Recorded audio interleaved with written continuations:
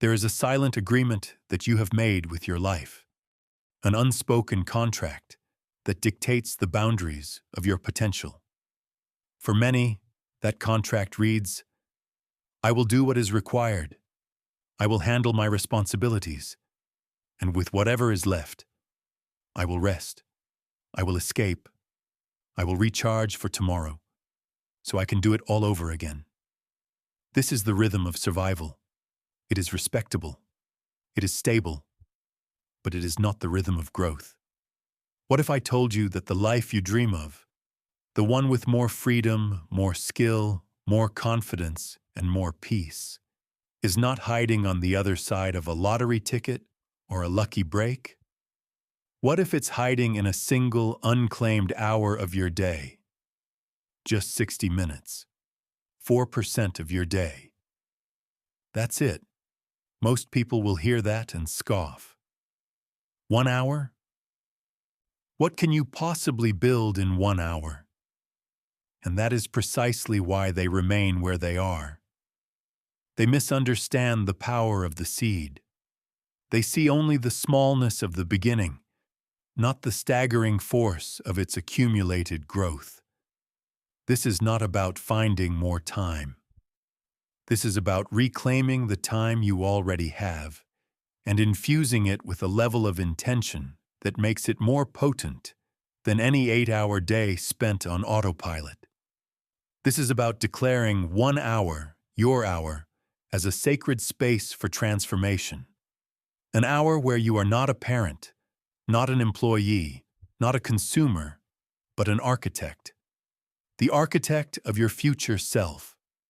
Over the following 10 chapters, we will break down this single hour and transform it into the most productive, transformative, and empowering part of your day. We will explore not just what to do, but the mindset required to make it stick. If you're ready to make a change, stick with me. And if you find value in what you hear today, don't forget to hit that like button, subscribe for more transformative content, and leave a comment below sharing your biggest takeaway. Now let's begin. Chapter 1: The Keystone Hour. Imagine you are building a grand stone archway. You can have the most perfectly cut stones, the strongest foundation, and the most ambitious design. Still, none of it will hold together without the final, central piece, the keystone. This single stone, placed at the apex, bears the weight and locks all the other stones into place, giving the entire structure its integrity and strength. Your day is that archway. It's filled with stones of varying importance: work, family, errands, rest. But for most people, the arch is weak. It sags. It feels unstable and on the verge of collapse. Why? Because it is missing its keystone. The keystone hour is that 1 hour a day you dedicate solely and fiercely to your own improvement. It is not an hour for distraction. It is not an hour for passive consumption or for catching up on chores. It is an hour of deliberate, focused construction. It is the hour where you work on yourself, for yourself. When you consecrate this hour, you are installing the keystone that locks the rest of your day, your week, and ultimately your life into a new structure of strength and purpose. Most people fail not because their goals are too big, but because their daily actions are too small and too inconsistent. They live in a state of someday. Someday I'll write that book. Someday I'll get in shape. Someday I'll learn that skill. But someday is a ghost. It never arrives. The keystone hour is the death of someday and the birth of today. Think about the mathematics of it. 1 hour a day is 365 hours a year. That is the equivalent of more than 9 40-hour work weeks. 9 full weeks of dedicated effort invested directly into your personal evolution. Can you imagine the person you would become with an extra 9 weeks of focused learning, training, or building every single year? While others complain that they have no time, you will have created a massive competitive and personal advantage, all from claiming just 4% of your day. The magic is not in the 60 minutes themselves, it is in the intention you bring to them. An hour spent scrolling on your phone is a drain. An hour spent worrying is a prison. But an hour spent with a challenging book, a blank page, a workout, or a new piece of software is an investment that pays compounding dividends. This hour tells the universe, and more importantly, tells yourself, what you truly value. Your time is a mirror. It reflects your priorities back at you with brutal honesty. If you look at your schedule and cannot find a single hour dedicated to your personal growth, what does that say about what you believe you are worth? Consider the story of Clara, a mid-level manager at a tech company. She felt perpetually stuck. Her career had plateaued, her energy was low, and she felt like a passenger in her own life. She dreamed of starting her own consulting business, but told herself she was too busy. One day, after hearing about this concept, she decided to try an experiment. She would wake up 1 hour earlier, from 5:30 a.m. to 6:30 a.m., and dedicate that time to building her future. The first week was agonizing. Her bed felt like a magnet. Her mind was foggy, but she did it. She used that hour to read books on business strategy. The following week, she started outlining a business plan. The month after, she began building a simple website. Within 6 months, she had drafted proposals and landed her first small client, all from the work done in that single protected hour before the rest of the world woke up. A year later, she left her job to run her own thriving business. Clara didn't find a magical 10-hour window in her day. She didn't win the lottery. She simply installed a keystone. That 1 hour of focused action brought order and purpose to everything else. It gave her confidence, which bled into her day job, making her a better leader. It gave her energy, which improved her relationships. That 1 hour didn't just add to her life, it multiplied it. So the first question you must ask yourself is this: where is my keystone hour? Is it hiding in the early morning, before the chaos of the day begins? Is it tucked into a lunch break that you usually spend scrolling? Is it in the evening, after the world has gone quiet? Find it, claim it, protect it fiercely. This hour is non-negotiable. It is an appointment with your future self, and you cannot afford to be late. This isn't about adding more pressure to your life.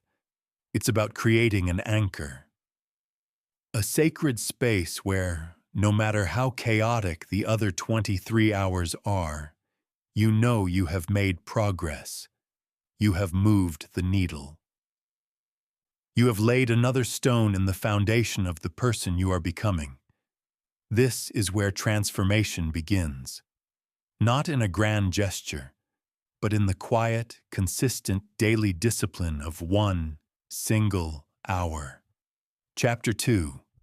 The first victory of the day. The sound pierces the morning silence. It's your alarm. In that moment, in the dark and quiet of your room, you are faced with the first and perhaps most important decision of your day. It's a battle fought on a primal level between two versions of yourself: the person you are and the person you want to become. One version whispers promises of comfort. Just 5 more minutes. You deserve it. The world can wait. It's the voice of your past habits, your inertia, your desire for ease. The other version is quieter, but firm. Get up. This is the time. The day is yours to claim. This is the voice of your ambition, your discipline, your future. The snooze button is not a tool of rest. It is a tool of surrender. Every time you press it, you are casting a vote for the voice of comfort. You are telling yourself, my immediate feelings are more important than my long-term commitments. You are starting your day with a broken promise. And if the very first thing you do each day is break a promise to yourself, how can you expect to build a life based on integrity, discipline, and trust? Winning the morning is not about becoming a productivity machine who leaps out of bed at 4 a.m. with a smile. It is about winning that first battle. It is about choosing action over comfort when no one is watching. That single act of getting your feet on the floor when you said you would is the first victory of the day. And that victory creates a powerful ripple effect.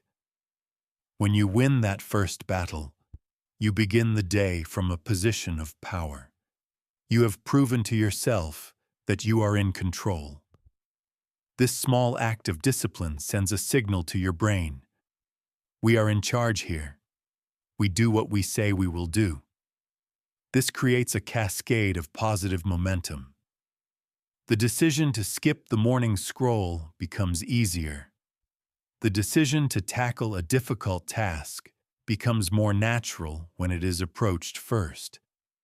The decision to speak with confidence becomes second nature. Conversely, when you start the day with hesitation, engaging in a 5 more minutes negotiation, you start from a deficit. You begin your day reacting, not leading. Your mind is already conditioned to choose the path of least resistance. That energy follows you. You'll procrastinate on an important email. You'll avoid a difficult conversation. You'll opt for the convenient, unhealthy lunch. Your entire day becomes a reflection of that first moment of surrender. Think of it like a general preparing for battle. Do the generals allow their troops to sleep in, to start the day scattered and disorganized? No. The day begins with structure, with discipline, with a clear objective. Your morning is your strategic high ground. When you are up before the emails start flooding in, before the notifications start buzzing, before the demands of others begin to pull you in 100 different directions, you have a moment of pristine clarity. It is the quietest, most honest part of the day. In that silence, you have the space to think, to plan, to align yourself with your purpose before the world has a chance to distract you from it. Let's look at a young artist named Leo. For years, Leo worked a demanding day job and tried to paint in the evenings. But by the time he got home, he was mentally exhausted. The creative well was dry. His canvas collected dust. Frustrated, he decided to shift his Keystone Hour to the morning. He set his alarm for 5 a.m. The first month was brutal. Every fiber of his being screamed for more sleep. But he forced himself up. He would stumble to his easel, half asleep, and just start. He told himself, just make one brush stroke. That one brush stroke would turn into 10, and 10 into 100. In the quiet solitude of the pre-dawn hours, his mind was clear. There was no pressure, no distraction. It was just him and the canvas. Slowly, a body of work began to emerge. The momentum he built in that first hour carried him through his day job. He no longer felt like a corporate drone who painted on the side. He felt like an artist who had a day job. The identity shift was profound. His confidence grew. He began sharing his work, and eventually he started selling it. His entire life transformed, not because he found more time, but because he conquered his mornings and won that first victory, day after day after day. You do not need to be excited to wake up. You simply need to be committed. Stop waiting to feel like it. Motivation is not a prerequisite for action. It is a byproduct of it. The feeling of readiness comes after you've already started moving. So here is your challenge. For the next 7 days, I want you to set your alarm for a time that is slightly uncomfortable but achievable. And when it goes off, your only job is to get your feet on the floor. That's it. Win that single moment. Don't think about the entire day ahead. Don't think about your to-do list. Just win the battle against the pillow. Once you are up, you have claimed your time. Use it. Move your body. Sit in silence. Read something that expands your mind. Write down your thoughts. Do something that serves the person you are trying to become. Take back your mornings, and you will take back your day. Take back your day, and you will take back your life. The person you want to be is waiting for you on the other side of that alarm clock. Rise to meet them. Chapter 3. The Currency of Attention. In the modern world, the most valuable currency is not money. It's not the time. It is to your attention.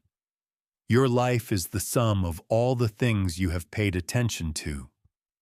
Whatever you focus on expands. If you focus on your problems will grow. If you focus on your limitations will become your reality. But if you focus on your opportunities, on your growth, on your capacity to build, that is the world you will create. The problem is, we are living in an age of unprecedented distraction. Every app on your phone, every website, every news channel is engineered by teams of brilliant people whose entire job is to capture and monetize your attention. They are in a silent, invisible war for your focus, and for the most part, they are winning. The result is a culture of scattered minds. We live in a state of perpetual partial attention. We are working with 10 browser tabs open, one of which is social media. We are talking to our loved ones while simultaneously checking a notification. We are relaxing by scrolling through an infinite feed of other people's lives. It's like trying to run 20 browser tabs in your brain at once. The system slows down, overheats, and eventually crashes. This mental fragmentation is why so many people feel busy but not productive, connected but lonely, and informed but not wise. You must understand this. Your attention is your power. It is the director of your energy. Wherever your attention goes, your energy flows. And wherever your energy flows, your life goes. If you do not consciously and deliberately direct your attention, the world will gladly direct it for you, and rarely toward your own goals. Imagine your attention as a brilliant, white-hot laser, capable of cutting through steel like a knife. When focused, it can solve complex problems, create art, build businesses, and forge deep relationships. Now, imagine that same energy scattered through a cheap flashlight, its beam weak and diffuse, unable to illuminate anything clearly. That is the difference between a focused mind and a distracted mind. Deep, meaningful work, the kind that moves your life forward, requires sustained, uninterrupted focus. It is in these states of flow that we do our best thinking, our most creative work, and our most profound learning. But these states cannot be accessed in 5-minute increments between distractions. They require you to build a fortress around your attention. Consider the craft of a master watchmaker. She sits at her bench, a magnifying loupe attached to her eye, wholly absorbed in a world of tiny gears and springs. The slightest tremor, the briefest lapse in concentration, could ruin hours of meticulous work. She doesn't have her phone buzzing next to her. She isn't listening to a political podcast. Her entire universe has shrunk to the delicate mechanism in her hands. She has achieved a state of total immersion. That is the level of focus your most essential goals deserve. You might say, "But I'm not a watchmaker. My life is full of interruptions." Yes, it is. And that is why you must become a ruthless protector of your focus. This is not about working harder. It's about working deeper.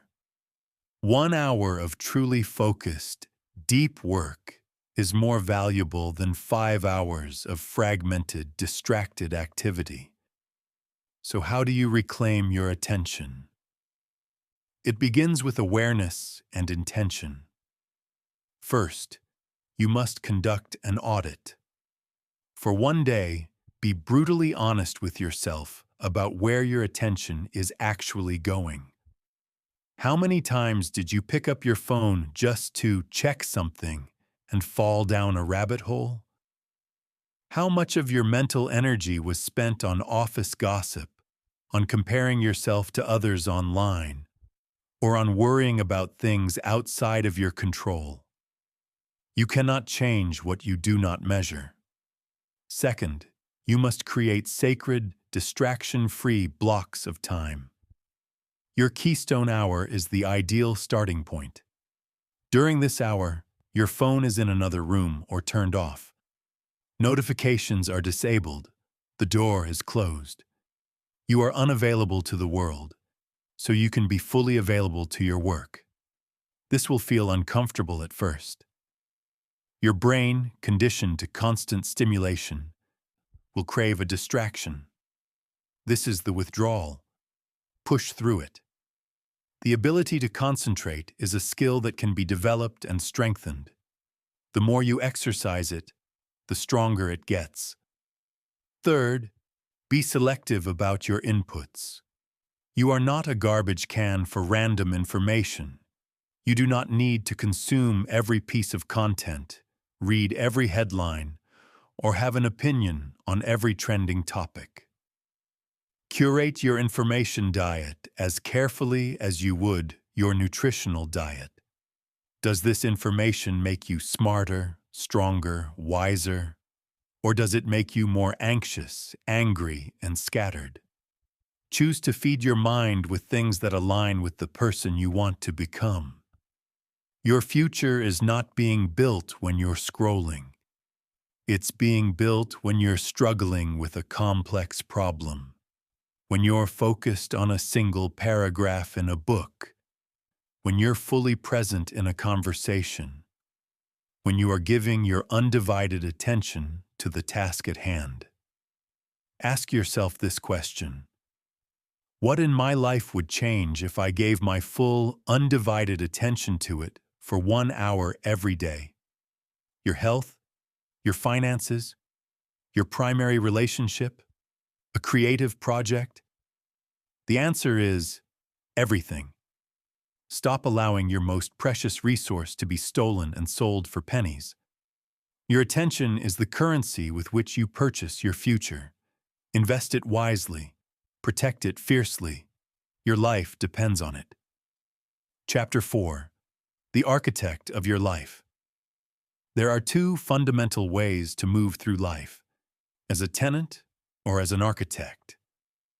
The tenant lives within the structure they've been given. They might complain about the leaky faucet or the drafty windows. Still, they feel powerless to change the fundamental design of their home. They are at the mercy of the landlord, the market, and the circumstances. They react, they maintain, they survive. The architect, on the other hand, sees not just what is, but what could be. They see a vacant lot and envision a skyscraper. They see a cluttered room and design a space that is both clear and functional. The architect doesn't just live in the structure. They are actively, consciously, and deliberately building it. They don't wait for things to get better. They grab a blueprint and a set of tools and make them better. For too long, you have been living like a tenant in your own life. You have been reacting to the demands of your job, the expectations of others, and the algorithm of your social media feed. You've been maintaining a life that, if you're being honest, you didn't consciously design. And then you wonder why it doesn't feel like your own. You wonder why you feel a deep, gnawing sense of emptiness. It's because you were born to build, and you have been content only to occupy. The Keystone Hour is your daily appointment at the drafting table. It is the time when you switch off the tenant mindset and activate the architect mindset. This is your time to build something meaningful, something that is yours, something that moves you from being a passive consumer to an active creator. What does it mean to build? It can take many forms. You can build a skill. You could use your hour to learn a programming language, practice a musical instrument, or study the art of negotiation. A skill is something no one can ever take from you. It is a tool that you forge with your own hands, and every hour you spend sharpening it makes you more capable, more valuable, and freer. You can build a project. This is the book you've always wanted to write, the podcast you've wanted to launch, the garden you've wanted to plant, the business plan you've wanted to draft. A project gives your life a sense of narrative and purpose. It is a tangible expression of your vision. It provides a reason to wake up in the morning that goes beyond simply paying the bills. It is your contribution, your mark. You can build your body. Every workout, every healthy meal prepared, every walk taken is an act of construction. You are literally creating a stronger, more resilient vessel to carry you through life. This isn't vanity. It's a foundation. A substantial body supports a sharp mind and a resilient spirit. You can build your mind. You develop your mind by reading challenging books, by journaling to gain clarity on your thoughts, and by meditating to train your focus. A well-built mind is a fortress in times of chaos and a creative engine in times of opportunity. The specific what is less important than the that you are building, that you are adding something to the world and to yourself that wasn't there yesterday. The act of building is an antidote to despair. When you are creating, you cannot be complaining. When you are making progress, you cannot feel stuck. It replaces anxiety with action and doubt with tangible evidence of your own capability. Let's talk about a man named Marcus, a high school history teacher.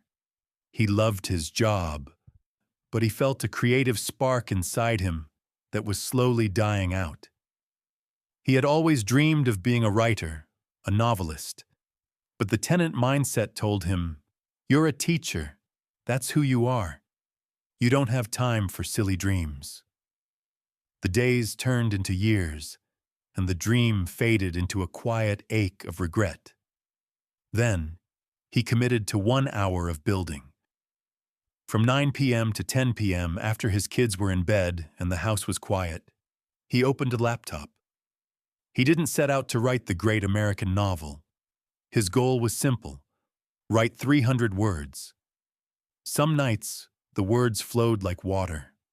Other nights, it was like chipping them out of granite.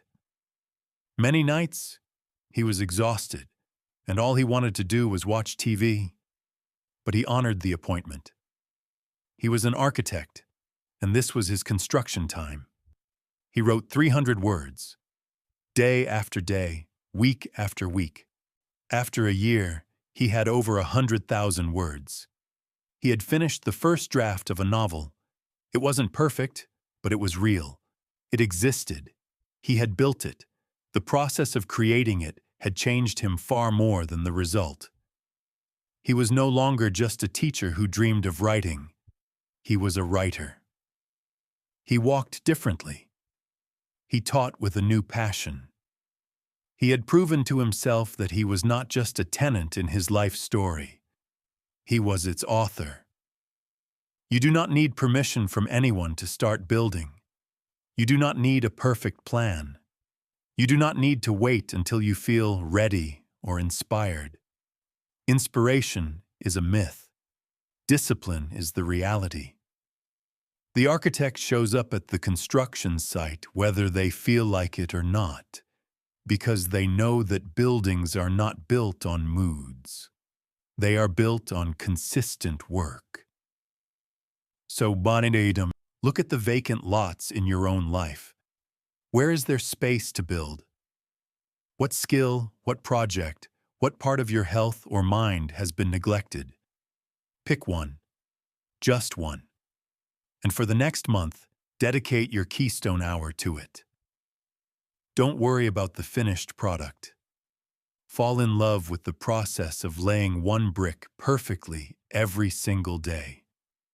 That is how you stop being a tenant in a life you tolerate and start becoming the architect of a life you love. Start building. Today, Chapter 5. The Daily Upgrade. Your life right now is a direct reflection of your current knowledge and skills. Your income, your relationships, your health, your peace of mind. They are all constrained by the limits of what you currently know how to do. To expand your life, you must first develop your mind. You cannot solve a level 10 problem with level 3 thinking. Growth is not automatic. It is the result of a deliberate daily decision to learn. Most people stop actively learning after they finish their formal education. They get a job, fall into a routine, and their mind begins to stagnate. They operate on outdated information, assumptions, and strategies, and then they wonder why they feel stuck, why the world seems to be moving past them. It's because they have stopped upgrading their internal operating system. Imagine your brain is a supercomputer. Suppose you continue to run the same software you had 10 years ago. In that case, it will become slow, vulnerable to viruses, much like negative thinking and limiting beliefs, and incompatible with new opportunities. To stay effective, you must consistently install updates. The practice of the daily upgrade is simple yet profound. Learn one valuable thing every single day. Notice the keyword, proper. This is not about accumulating random trivia to win a game show. This is about seeking out knowledge that you can directly apply to improve your life. A valuable piece of knowledge is a tool. It might be a communication technique that helps you navigate a difficult conversation. It might be a financial principle that changes how you save money.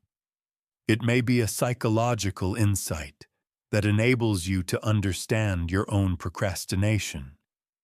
It might be a health fact that changes what you put on your plate. The world is the most excellent university ever created, and the tuition is simply your attention. You can learn from books, from podcasts, from documentaries, from conversations with people more intelligent than you, and even from your own mistakes. The opportunities for daily upgrades are endless, but you must be a diligent student. A common trap is the illusion of knowledge that comes from passive consumption. You can listen to 100 motivational podcasts. Still, if you don't apply a single piece of advice, you haven't learned anything. You've just been entertained. Authentic learning bridges the gap between knowing and doing. Here is a practical way to implement the daily upgrade. At the start of your Keystone Hour or at the end of your day, take out a notebook. At the top of the page, write today's date and the question. What is one useful thing I learned today? Then, actively seek it out. Read a chapter of a nonfiction book. Watch a tutorial on a skill you want to acquire. Listen to a lecture. Then, don't just consume it, engage with it. Write down the core idea in your own words, and most importantly, write down one specific way you can apply this idea to your life. Tomorrow. For example, let's say you read about the 2-minute rule from David Allen's Getting Things Done, which states that if a task takes less than 2 minutes to complete, you should do it immediately rather than deferring it. In your notebook, you would write, Useful idea, the 2-minute rule. If a task takes less than 2 minutes, do it now. Application. Tomorrow, when I see a dish in the sink, I will wash it immediately. When I get an email, I can answer in under 2 minutes. I will reply right away instead of marking it unread. This simple practice transforms you from a passive consumer of information into an active practitioner of wisdom. One idea applied daily creates a ripple of positive change. 30 days of this practice gives you 30 new tools in your mental toolbox. 365 days of this practice make you a fundamentally different person. You will become more innovative, more effective, and more confident, not because of some grand event, but because of the slow, steady, compounding interest of daily learning. Think about Sarah, a project manager who was terrified of public speaking. It was holding her back from promotions.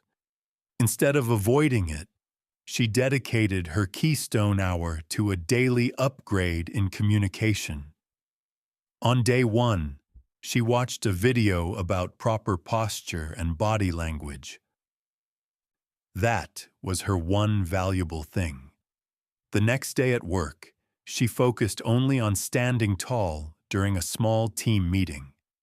On day 2, she learned a technique for managing nervous energy through breathing. She practiced it before her next call. On day 3, she learned about the power of a strategic pause. She didn't try to become a world-class orator overnight. She just collected and applied one small tool, one day at a time.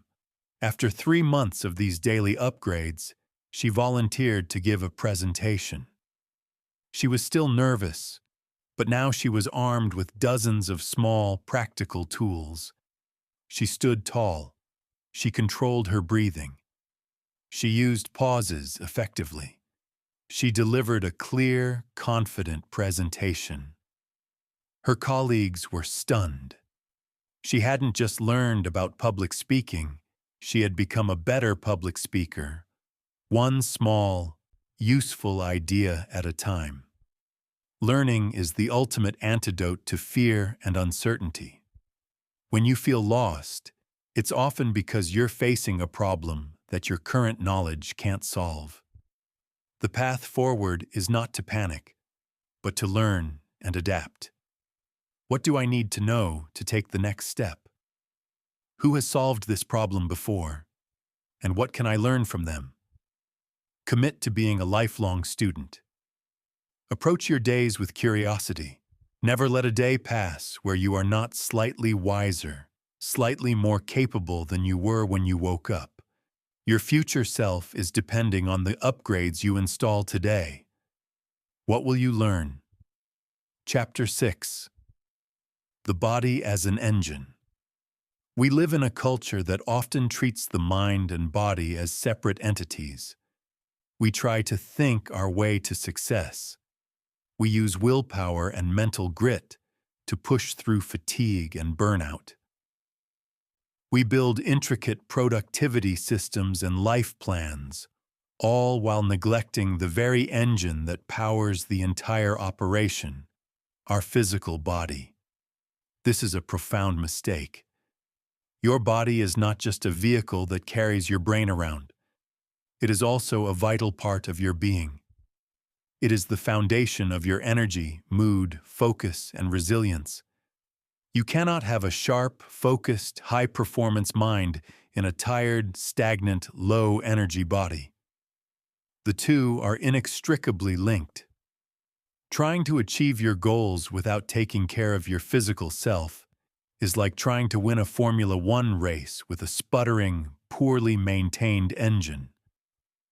You can have the best driver in the world, but if the motor fails, the race is over. Engaging in physical activity every day is not a luxury. It's a necessity. It is not something to be squeezed in if you have time. It is a non-negotiable component of a well-lived life. And I'm not talking about it from a place of aesthetics, of trying to achieve a particular look. I am talking about performance. I am talking about generating the raw, physical energy required to build the life you want. There is a distinct difference between the clean, satisfying tiredness that comes after a challenging workout and the heavy, draining lethargy that comes from a day of inaction. The first is a sign of growth. The second is a sign of decay. Most people in the modern world are suffering from the fatigue of inactivity. They sit at a desk all day, then sit in a car, then sit on a couch. Their bodies are starving for movement, and this physical stagnation manifests as mental fog, emotional irritability, and a chronic lack of motivation. The fastest way to change your mental state is to change your physical state. Feeling sluggish and uninspired? Go for a brisk, 15-minute walk. The increased blood flow to your brain will do more for your creativity than another cup of coffee. Feeling stressed and anxious? Do 20 push-ups or hold a plank for as long as you can. Channeling that nervous energy into physical effort provides an immediate release and a sense of control. Feeling overwhelmed and scattered? Put on some music and stretch for 10 minutes. Focusing on your breath and the sensations in your body will ground you in the present moment and quiet the frantic noise in your mind.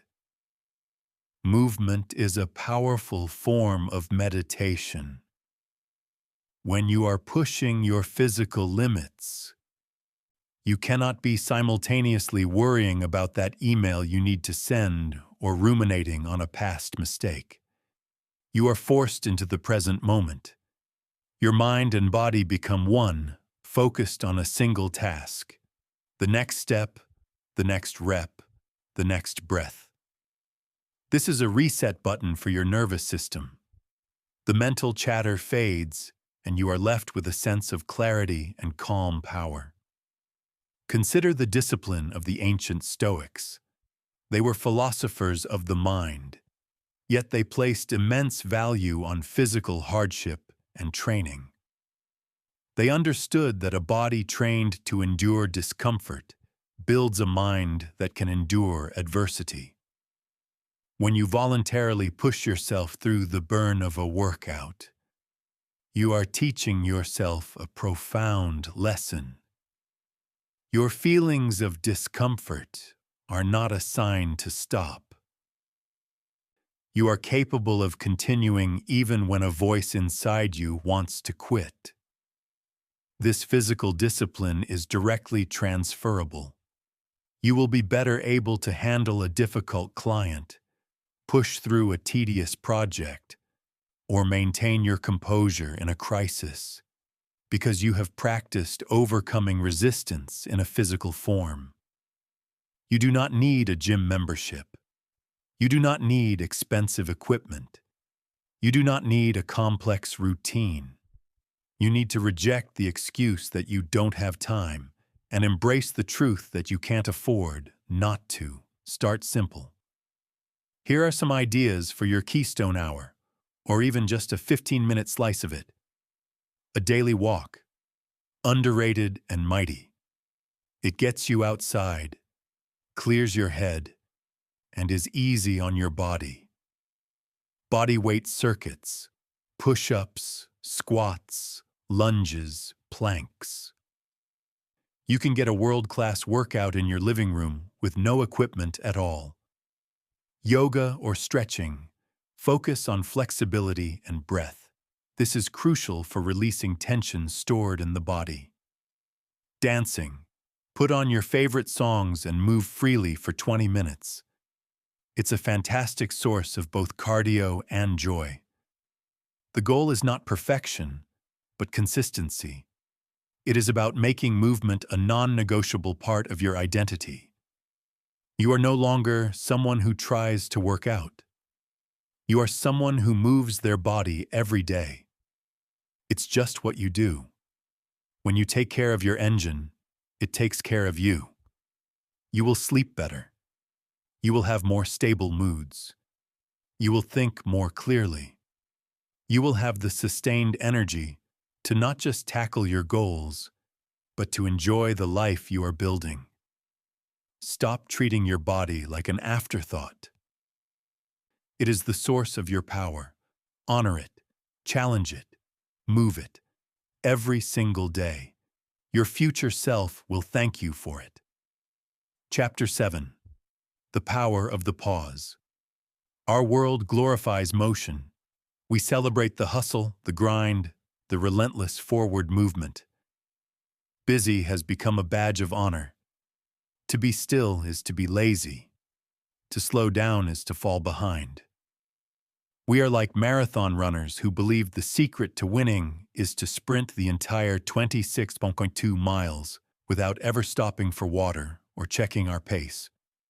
The result is inevitable: burnout, injury, and collapse. The most overlooked and yet most critical component of sustainable growth is the deliberate, conscious act of pausing. Suppose your Keystone Hour is the time for focused action. In that case, the power of the pause is the essential counterbalance, a dedicated time for focused reflection. You cannot navigate effectively if you never stop to check your map and your compass. It is entirely possible to be incredibly busy, incredibly productive, and moving at lightning speed in the entirely wrong direction. You can spend years climbing the ladder of success only to realize it was propped up against the wrong wall. This is a tragedy that befalls millions of people, and it is almost always preventable. It is the direct result of a life lived without meaningful pauses. Slowing down is not a sign of weakness. It is a profound act of wisdom and strength. It takes courage to stop the frantic motion, to turn off the external noise, and to sit in silence with yourself. It takes courage to ask the hard questions. Is this really what I want? Is the person I am becoming aligned with the person I aspire to be? Am I running toward something, or am I just running away from something else? Most people avoid this level of introspection because it can be uncomfortable. In the silence, the things we have been successfully ignoring with our busyness tend to surface. The unresolved frustrations, quiet anxieties, lingering resentments, and inconvenient truths. It is much easier to drown them out with another task, another show, another scroll.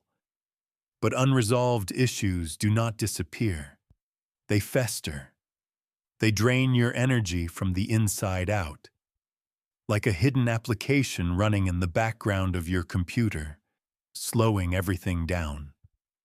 The practice of the pause is your chance to find and close these applications. It's time for mental and emotional hygiene.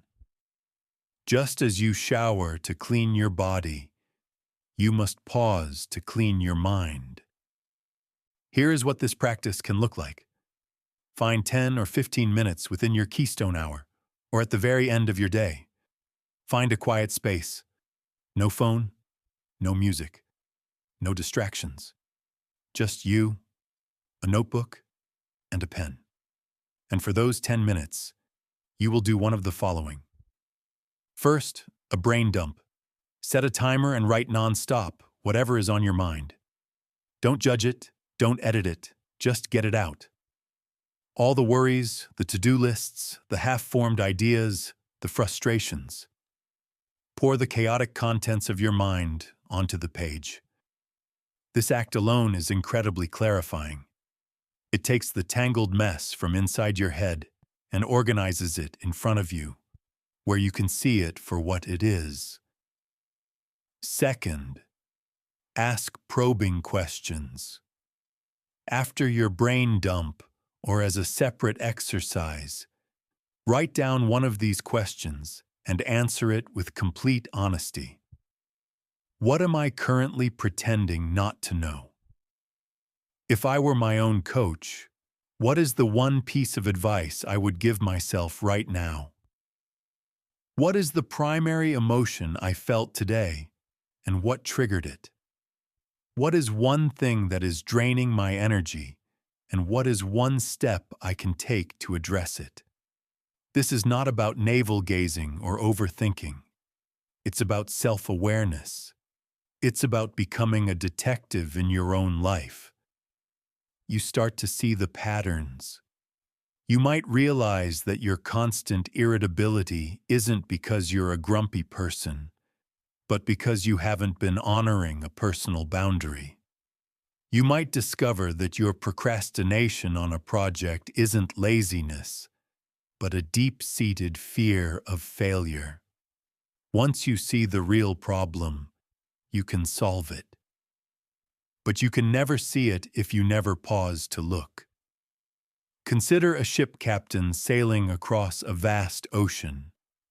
The captain doesn't just point the ship in a direction and hope for the best. Several times a day, they pause.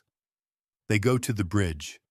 They check their instruments, their position, heading, weather patterns, and fuel levels.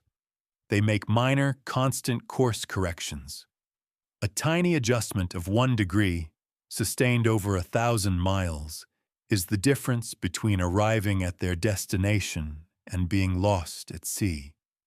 Your life is that voyage. The daily pause is your time on the bridge. It is where you make the minor, crucial course corrections that ensure you are not just moving, but moving with purpose toward a destination of your own choosing. This practice will change you. You will become less reactive and more intentional. You will stop being jerked around by your fleeting emotions because you will have a deeper understanding of their origins. You will make better decisions because they will be rooted in clarity, not chaos. You will develop a quiet, unshakable inner confidence. This kind comes not from external validation, but from a deep and honest relationship with yourself. Don't let your life be a frantic, unexamined sprint from beginning to end. Embrace the power of the pause. Give yourself the gift of silence. The answers you are so desperately seeking on the outside are very often waiting for you, patiently, on the inside. You just have to slow down long enough to hear them. Chapter 8. Slaying Your Dragons. In every great story, the hero must eventually face a dragon. The dragon is not just some random monster. It is the physical embodiment of the hero's greatest fear, their biggest obstacle, the one thing that stands between them and the treasure they seek. The hero can try to ignore the dragon. They can try to build their life in the shadow of its mountain, constantly aware of its presence, always afraid. But the story never truly moves forward until the hero turns, picks up their sword, and marches toward the beast. In your life right now, there is a dragon. It is that one problem you keep running away from, that difficult conversation you keep postponing, that unhealthy habit you keep justifying, that financial mess you refuse to look at, that decision you know you need to make, but keep putting off until later. You know precisely what it is. It's the first thing that just came to mind. This dragon is not just a problem. It is an energy leak. It is a constant, low-grade drain on your mental and emotional resources. Even when you are not actively thinking about it, a part of your mind is always occupied with the task of avoiding it. This is why you feel a background hum of anxiety. It's why you sometimes feel a sense of impending doom you can't quite name. It's the shadow of the dragon falling over every other part of your life. Every time you choose to avoid it, you feed it. The conversation gets harder to have. The debt grows larger. The habit becomes more ingrained. The dragon gets bigger, and you, in relation, feel smaller and weaker. The act of avoidance itself erodes your self-respect. It teaches you, on a subconscious level, that you are not the kind of person who can handle difficult things. The Keystone Hour is your training ground for becoming a dragon slayer. This is where you stop running and start planning your attack. You don't have to slay the entire dragon in one 60-minute session, but you must take the first step toward it. The process of slaying your dragon begins with one word: acknowledgement. You must stop pretending it isn't there. You must look it squarely in the eye. Take out your journal during your power of the pause and write it down. Name your dragon. I have been avoiding the conversation with my business partner about our diverging visions. I have been ignoring the credit card debt that is silently suffocating my future. I have been tolerating a relationship that consistently undermines my self-worth. Just writing it down and naming it brings it out of the shadows and into the light. This act alone is incredibly empowering. It shifts you from being a victim to being a protagonist. You are no longer just the person being haunted by the dragon. You are the hero who is preparing to face it. Next, you break it down. Dragons are overwhelming when viewed as a whole, but every dragon is made up of smaller, more manageable parts.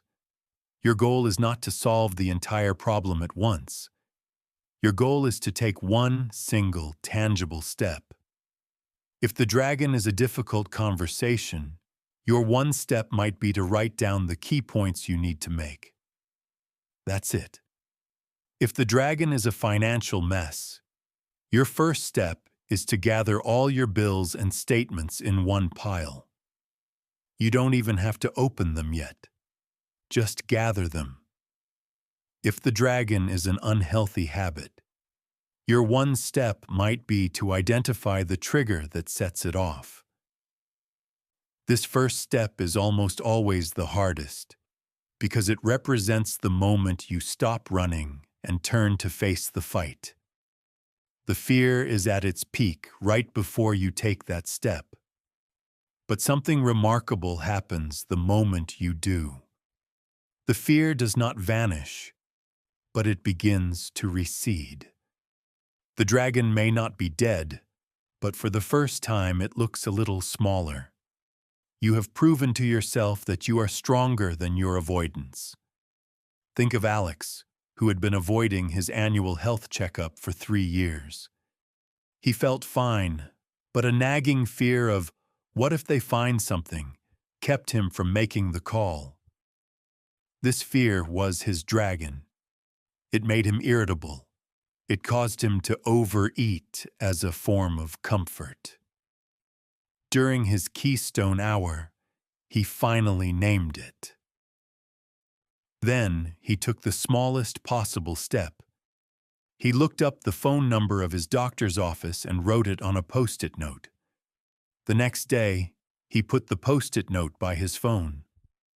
The day after that, during his lunch break, he made the call. It took 90 seconds. The moment he hung up, a wave of relief washed over him that was so profound it almost brought him to his knees. The dragon wasn't slain. He still had to go to the appointment, but he had faced it. He had taken action. He had reclaimed an enormous amount of mental energy that had been wasted on fear and avoidance. That feeling of empowerment, of taking control, was more potent than any fear could be. The treasure that the dragon guards is almost always the same: peace of mind. It is the freedom that comes from living a life of integrity, where you are not hiding from your own reality. It is the self-respect that is forged only in the fires of facing difficult things. What is your dragon? Name it now. What is the one tiny, uncomfortable step you can take toward it today? Your future is on the other side of that fear. Stop letting a problem you refuse to face define the boundaries of your life. Pick up your sword. It is time to fight. Chapter 9. The Unfailing Compass of Consistency. Imagine you are lost in a dense forest. You have a destination in mind, a clearing where you want to build a new life. You walk for what feels like hours, pushing through thick underbrush, feeling like you're making progress. At the end of the day, you are exhausted. But when you look around, you realize you have been walking in circles. You are right back where you started. Why? Because you had no compass. You were relying on your feelings, your instincts, and your perception of the sun through the thick canopy. You were busy, but you were not effective. This is how most people approach their goals. They operate on guesswork and emotion. They feel like they were productive today. They think they're being consistent, but they have no objective data. They have no compass. And so they wander in circles, working hard but going nowhere, ending each year with the same frustrations and the same unfulfilled resolutions. Tracking what you do is your unfailing compass. It is the simple, powerful act of writing down your actions. It removes guesswork. It silences emotion. It replaces assumption with fact. It is the ultimate tool for self-awareness and accountability. The page does not lie. The notebook does not care about your excuses. It simply reflects your pattern of effort back to you. And your pattern of effort is your destiny. Staying consistent is the most challenging part of any transformation. Motivation is a fickle friend. It visits you at the beginning of a journey, but it rarely stays for the long, hard middle. Discipline is what carries you through when motivation has left the building, and the bedrock of discipline is tracking. When you track your actions, several powerful psychological forces come into play. First, the act of measuring something inherently improves it. It's known as the Hawthorne effect. When you know you have to write down at the end of the day whether you completed your 1 hour of learning, you are exponentially more likely to do it. The simple act of observation changes your behavior. Second, it creates an unbroken chain of effort. Each day you mark an X on your calendar for completing your keystone habit. You are forging another link in a chain. After a few days, that chain starts to feel substantial. You won't want to break it. The desire to keep the chain intact becomes a powerful motivator in itself, especially on days when you feel tired or uninspired. Third, it provides you with invaluable data. After tracking for just 1 month, you will see your patterns with shocking clarity. You'll notice that you are far more likely to skip your workout on Fridays. You'll see that your focus is sharpest in the morning. You'll realize that a particular activity consistently leads to procrastination. This is not information to beat yourself up with. It is strategic intelligence. It allows you to anticipate your own weaknesses and design systems to overcome them. You stop being a mystery to yourself. Let's be clear. Tracking does not need to be complicated. In fact, the simpler, the better. A complex tracking system is just another form of procrastination. All you need is a pocket notebook or a simple wall calendar. Create a list of 3 to 5 keystone habits you are committed to. For example, 1. Woke up on first alarm, no snooze. 2. Completed 1 keystone hour of building. 3. Moved my body for 20 minutes. 4. Read 10 pages of a nonfiction book. 5. Paused for 10 minutes of reflection. At the end of each day, take 60 seconds to put a check mark next to the ones you did. That's it. No long journal entries required. Just the honest binary data. Did you or did you not? This simple act is what separates the amateur from the professional in the art of living. The amateur waits to feel good. The professional relies on their system. The amateur gets discouraged by a bad day and quits. The professional sees a missed check mark, acknowledges it without judgment, and focuses on making sure they get the check mark tomorrow. The goal is never perfection. The goal is consistency over time. Think of it like flying a plane from Los Angeles to New York. The aircraft is actually off course more than 90% of the time, buffeted by winds and air pressure. The autopilot is not keeping the plane perfectly on the line. It is constantly making tiny, almost imperceptible corrections, bringing the plane back toward its destination. Tracking is your autopilot. It allows you to see when you have drifted off course and provides the information you need to make the slight correction to get back on track. Without it, you are just a plane flying blind, hoping you end up somewhere good. If you feel like your life is chaotic and you're not in control, I promise you that this one habit will change everything. It will bring a sense of order, calm, and power to your days. You will stop hoping for progress and start engineering it.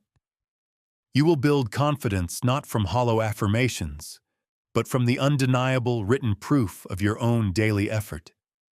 Your memory is a liar. Your feelings are fickle.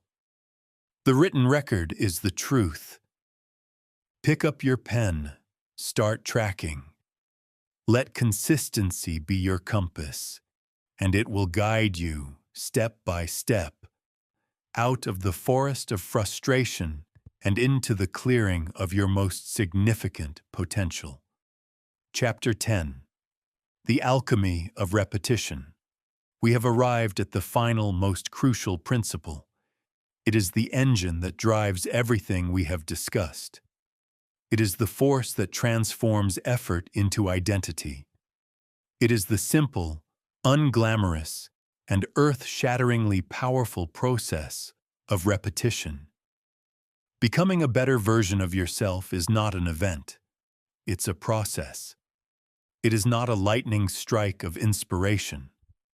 It is an act of alchemy where you take the base metal of daily, repeated actions and over time transmute it into the gold of a new identity.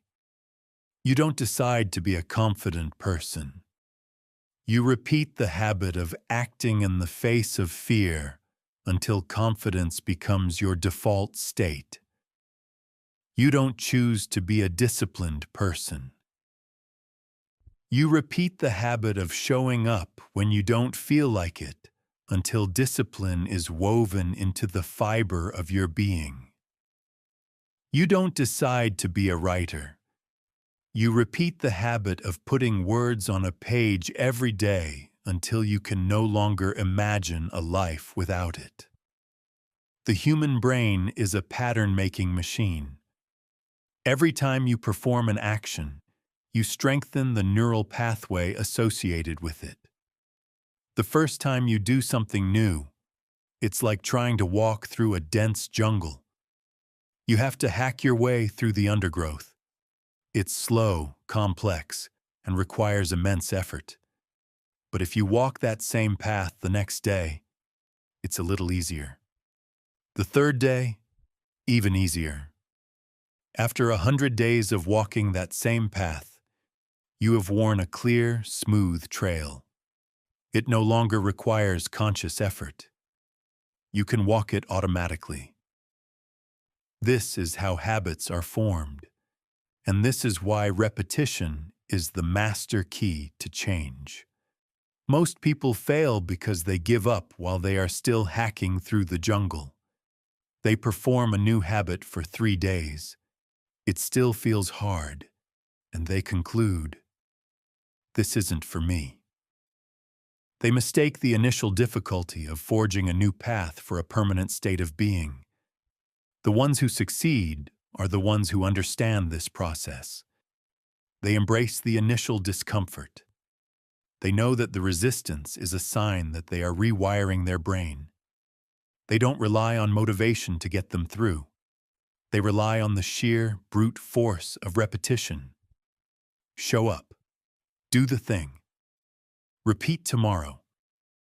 There is nothing sexy about this. In a world that sells 7-minute abs and overnight success, the truth is a hard pill to swallow. Real change is slow. It's boring. It's built in the quiet, uncelebrated moments of showing up when no one is watching. It is the lonely hour before dawn. It is the final, grueling set at the gym. It is staring at a blank page and forcing out one more sentence. This is where the work is done. This is where the alchemy happens. Every time you repeat a positive habit, you are casting a vote for the type of person you want to become. One workout won't transform your body, but it casts a vote for, "I am a person who takes care of my health." Reading one chapter won't make you a genius, but it casts a vote for, "I am a lifelong learner." Waking up without hitting snooze once casts a vote for, "I am a disciplined person." At first, these votes seem insignificant, but they add up. Day after day of casting the same votes, you build a body of evidence. Eventually, you reach a tipping point. The evidence becomes so overwhelming that your brain has no choice but to update its definition of you. The identity shifts. It stops being something you are trying to do and becomes simply who you are. This is the most profound change of all. When your habits align with your identity, the need for willpower plummets. You no longer have to force yourself to work out. You just do it because you are a healthy person. You don't have to debate whether to read. You just do it because you are a reader. The internal battle subsides, replaced by a sense of alignment and flow. You must fall in love with the boredom of repetition. You must find beauty in the consistency. You must learn to value the process more than the immediate result. The result is a lagging indicator. The real prize is the person you become through the daily act of showing up. So look at the habits we have discussed. The Keystone Hour, the first victory, protecting your attention, building, learning, moving, pausing, slaying your dragons, tracking. Do not try to do them all at once. Pick one or two, and commit to the path. Not for a week, not for a month. Commit to the repetition itself. Let go of the timeline. Let go of the need for immediate feedback. Trust that every single repetition is carving a deeper groove in your mind and character. Every rep is a vote. Every page is a vote. Every hour is a vote. You are not just performing actions. You are forging an identity. You are engaged in the sacred alchemy of becoming. Be patient.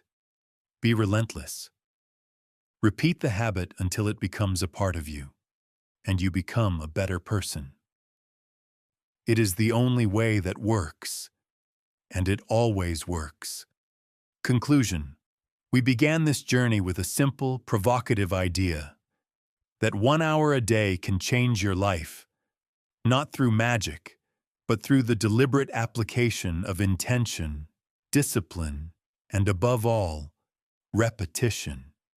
We have explored how to claim that hour, how to fill it with actions that build you up, and how to protect it from a world that wants to tear you down. You now have the blueprint. You understand the power of winning the morning, of mastering your attention, of becoming an architect instead of a tenant. You know the importance of daily learning, physical movement, and the courageous act of pausing to look within. You have the tools to face the problems you've been avoiding, and the compass of tracking to keep you honest on your journey. But knowledge without action is merely entertainment. The time for listening is over. The time for doing is now. Do not be overwhelmed by the scope of the change you want to make. You do not need to fix your entire life today. You only need to win the next hour. Focus only on that. Win this hour. And when it is done, focus on winning the next. That is how monumental change is achieved. Not in giant leaps, but in 1,000 small, consecutive, well-won victories. The person you want to be already exists. They are waiting for you, patiently, on the other side of your excuses, your fears, and your comfortable routines. Your job is not to create them from scratch, but to simply get out of their way. To clear a path for them through the consistent daily repetition of the habits that will call them forth. You have the time. You have the choice. You have the power. Your future is not something that happens to you.